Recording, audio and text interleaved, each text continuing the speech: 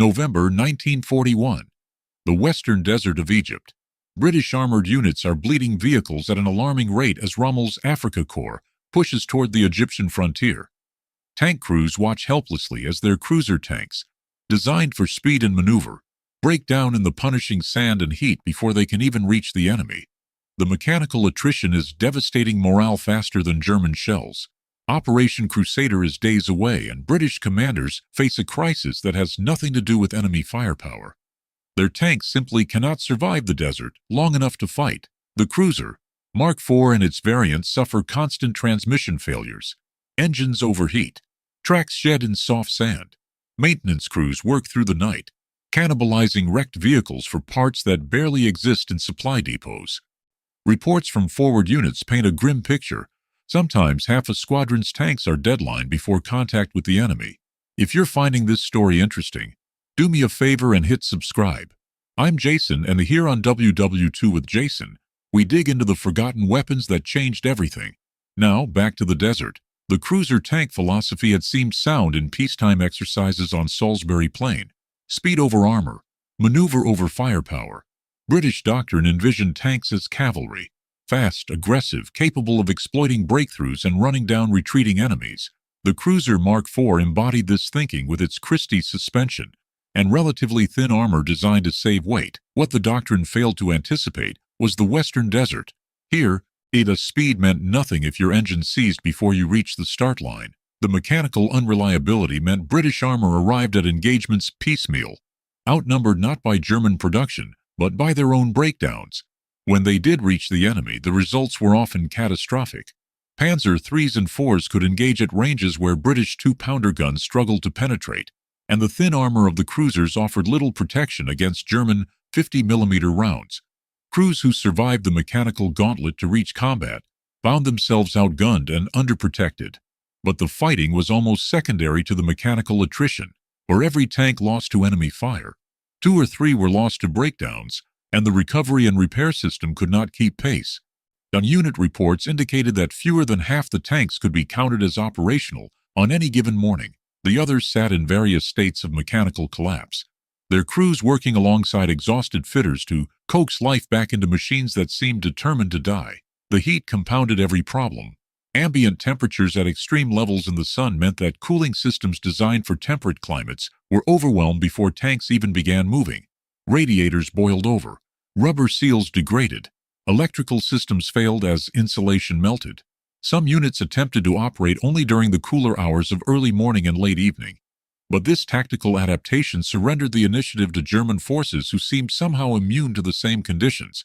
The truth was that German tanks suffered too. Yes, but their engineering margins were greater, their maintenance doctrine more rigorous, and their supply of spare parts more reliable. British units found themselves cannibalizing wrecked vehicles for components that barely existed in official supply depots. A working transmission became more valuable than ammunition. The industrial bottleneck stretched back to Britain itself.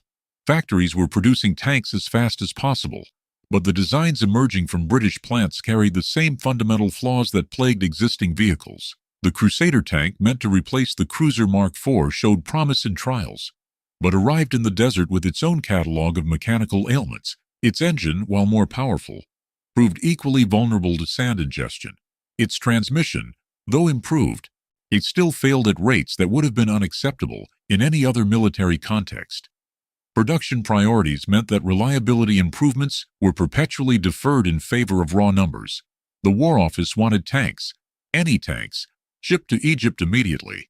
There was no time for the extensive desert testing that might have revealed and corrected fundamental design flaws. Vehicles went from factory floor to transport ship to the Western Desert with minimal evaluation, and crews paid the price for this haste. The supply chain for spare parts was equally dysfunctional. Components manufactured in Birmingham or Coventry took months to reach Egyptian depots, and by the time they arrived, the vehicles they were meant to repair had often been abandoned or destroyed. Maintenance units improvised constantly, machining replacement parts in field workshops, adapting components from other vehicles, performing repairs that would have horrified factory engineers but kept tanks moving for another few miles. Officers at the regimental and brigade level watched their effective strength dwindle with growing desperation. Operation Crusader was meant to relieve the besieged garrison at Tobruk and drive Rommel back from the Egyptian frontier. The offensive required massed armored strength to overwhelm German positions, but that strength existed only on paper. Actual operational tank numbers told a grimmer story. The 7th Armored Division, the famous Desert Rats, could field barely half its authorized tank strength on any given day. The 4th Armored Brigade was in similar condition. The way commanders who had planned for sweeping armored thrusts found themselves calculating whether they could even reach their start lines with enough vehicles to matter. Staff officers at 8th Army Headquarters juggled unit assignments like a shell game, shifting the few reliable vehicles between formations to create the illusion of strength where little existed. Reports to London painted an optimistic picture that bore little resemblance to reality. The gap between official strength returns and actual operational capability widened daily, and everyone in the desert knew it except, apparently, the War Office. The pressure from Allied command mounted with each passing week.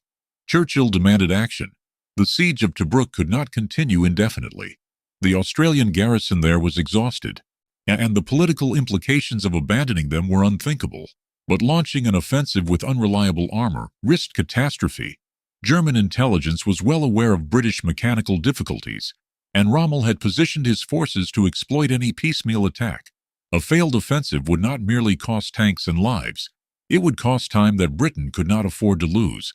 The strategic situation demanded success, but the tactical reality made success nearly impossible. Something had to change immediately.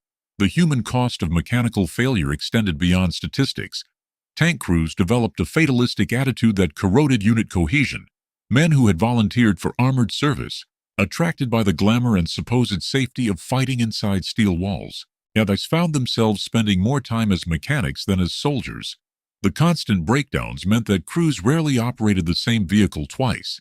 They would nurse a tank through repairs, learn its particular quirks and weaknesses, develop something like affection for the machine, and then watch it die on the approach march to battle. Another victim of the desert's mechanical attrition. Replacement crews arriving from training depots in England were shocked by what they found. The confident, aggressive armored doctrine they had learned bore no resemblance to the desperate improvisation that characterized actual desert operations. Veterans tried to prepare newcomers for the reality, but nothing could truly convey the soul-crushing frustration of watching your tank die beneath you for the 3rd time in a week. Morale reports that reached London were sanitized, but officers on the ground knew the truth. Some crews had simply stopped believing that their vehicles would ever carry them into battle. They went through the motions of maintenance and preparation, but the spark of aggressive confidence that armored warfare demanded had been extinguished by repeated mechanical betrayal. As November's offensive approached, British tank regiments received word that American-built armor was arriving at Egyptian ports. Crews were skeptical. The machines were reportedly small, almost comically so compared to the heavy tanks they had been promised. American industry was an unknown quantity, and American tank design had no combat pedigree, but desperate units would take anything that actually ran. Maintenance crews accustomed to fighting their own equipment found machines that seemed almost eager to cooperate. Something was different about these American vehicles, something that went beyond specifications and into the realm of fundamental engineering philosophy. For the first time in months, tank crews began to believe they might actually reach the battlefield with their vehicles intact. The crates arriving at Egyptian ports in summer 1941 contained machines that looked almost toy-like compared to what British tankers expected. Squat, angular, riding high on their suspension, these American vehicles seemed designed for a different war entirely. Dock workers unloading them at Alexandria, and Port Said remarked on the strange radial engines visible through rear deck grills. Aircraft power plants bolted into tank hulls. The whole concept appeared improvised, almost desperate. British tank crews who had survived months of mechanical catastrophe in the western desert approached the new arrivals with weary skepticism. The cruiser tanks they knew, a 9s, a 10s, a 13, possessed elegant engineering on paper that translated into constant breakdowns under actual combat conditions. Water-cooled engines overheated, transmissions shattered, tracks threw themselves off in soft sand. A tank that couldn't reach the battlefield was worthless, regardless of its armament. These American machines looked crude by comparison. The armor appeared thin, the turret cramped, the main gun modest. But when demonstration crews climbed aboard and pressed starter buttons, something unexpected happened. The Continental radial engine caught immediately, is settling into a smooth idle that British tankers hadn't heard from their own vehicles in months. No coaxing, no prayer, no mechanical rituals. Just reliable ignition. Every single time. The air-cooled cylinders required no temperamental cooling system to fail in desert heat. Within the first week of familiarization, crews began calling the new tanks Honey, an affectionate term that spread faster than any official designation could travel through military channels. The vehicle earning this nickname would become one of the most widely used Allied tanks of the war. American Locomotive Company, with additional production from other manufacturers, built the new tank around the Continental W6709A 7-cylinder air-cooled radial engine producing 250 horsepower. Combat weight reached approximately 14.7 tons. The main armament consisted of a 37mm M6 gun capable of penetrating light to medium armor at typical combat ranges, supplemented by a coaxial .30 caliber M1919 A4 machine gun and additional hull-mounted machine guns. Maximum road speed touched 36 miles per hour, faster than most tanks of any nation in 1941. The design philosophy prioritized mechanical reliability and crew survivability over raw firepower, a deliberate trade-off that American engineers understood from the outset. The 37mm gun was already marginal against German medium tanks, and everyone involved in the Stuart's development knew it. But American doctrine emphasized that a tank present and functioning outweighed a theoretically superior tank broken down miles from combat. The air-cooled radial engine, adapted from aircraft use, eliminated the cooling system failures that plagued water-cooled designs in extreme temperatures.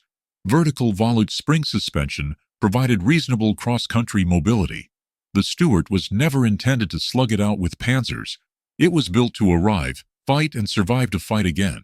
Operation Crusader, launched November 18, 1941, provided the Stuart's first major combat test. The 4th Armored Brigade, equipped largely with Stuarts, participated in the British offensive aimed at relieving besieged Tobruk. What followed validated every design decision American engineers had made.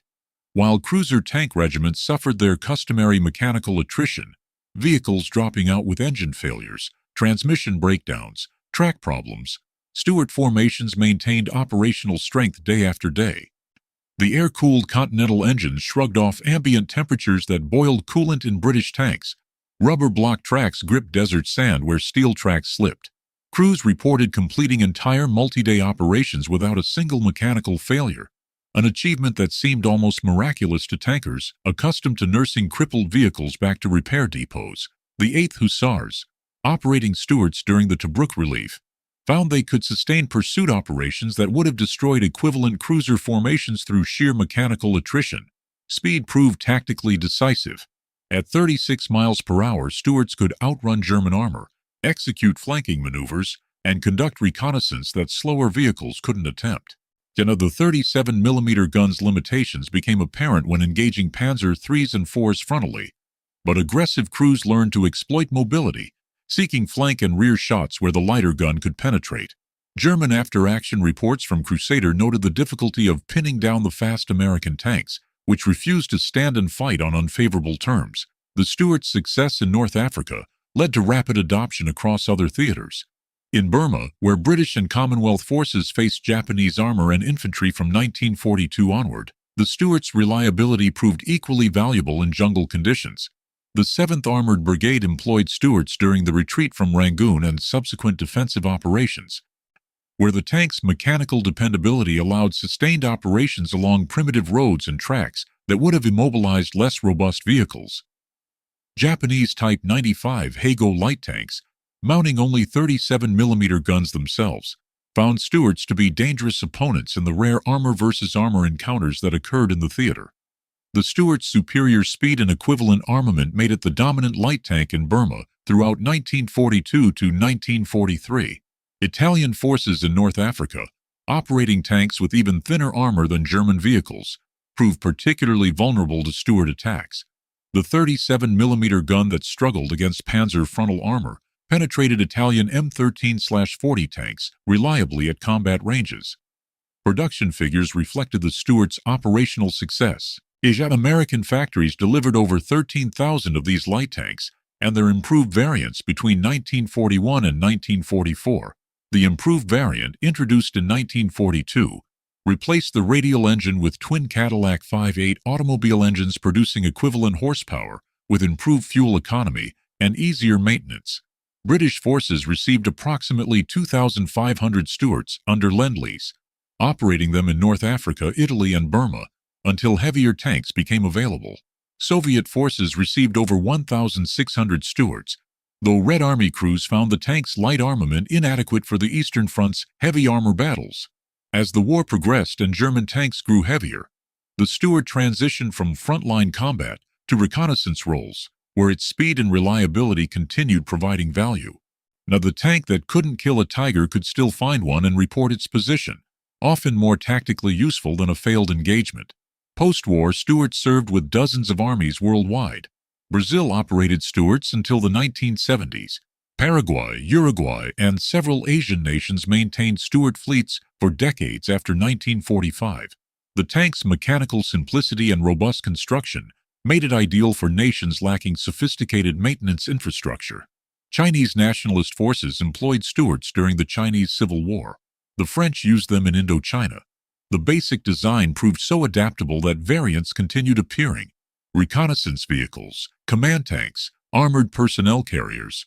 Long after the original combat role became obsolete, the nickname Honey outlasted every official designation. Now, British veterans of the Western Desert remembered their Stuarts with genuine affection as decades after the war. An emotional response rarely extended to military equipment. The tank that arrived looking crude and undergunned had delivered something more valuable than firepower: the simple ability to start every morning and fight every day.